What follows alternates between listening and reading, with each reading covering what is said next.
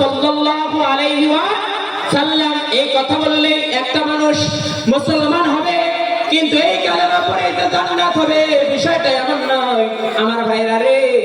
হযরত আবু হুরায়রা রাদিয়াল্লাহু তাআলা আনহু ওমর রাদিয়াল্লাহু তাআলা আনহুর সামনে বলেছেন লা ইলাহা ইল্লাল্লাহ ফাদাখালাল জান্নাহ। যে ব্যক্তি জীবনে একবার বলবে লা ইলাহা ইল্লাল্লাহ ফাদাখালাল জান্নাহ, ওই ব্যক্তিটা জান্নাতের মধ্যে প্রবেশ করবে। জোরে বলেন সুবহানাল্লাহ। এই কথা বলার সঙ্গে সঙ্গে হযরত ওমর রাদিয়াল্লাহু তাআলা আনহু আবু হুরায়রার জামাদর এক আসার বলেছে, আবু হুরায়রা এই কথা তোমাকে কে বলেছে কালেমা পড়লে জান্নাত? আবু হুরায়রা বলেছে বিশ্বনবী। চলো তাহলে বিশ্বনবীর কাছে যাই। বিশ্বনবীর কাছে চলে গেলেন, যাওয়ার পর বলেছে ইয়া রাসূলুল্লাহ ইয়া হাবিবাল্লাহ।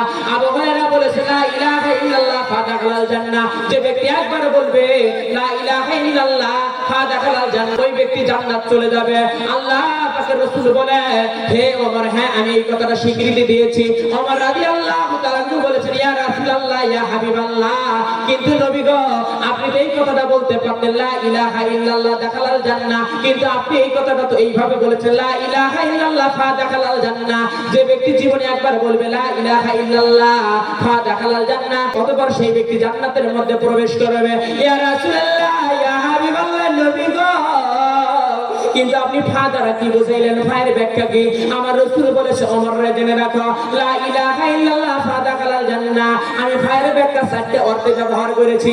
এক নম্বর, আল্লাহ যা হালাল করেছে সেটাকে হালাল হিসেবে মানতে হবে, আল্লাহ যেটা হারাম করেছে সেটাকে হারাম হিসেবে মানতে হবে, আল্লাহ যেটা আদেশ করেছে সেটা আদেশ হিসেবে মানতে হবে, আল্লাহ যা নিষেধ করেছে নিষেধার্থে মেনে নিতে হবে।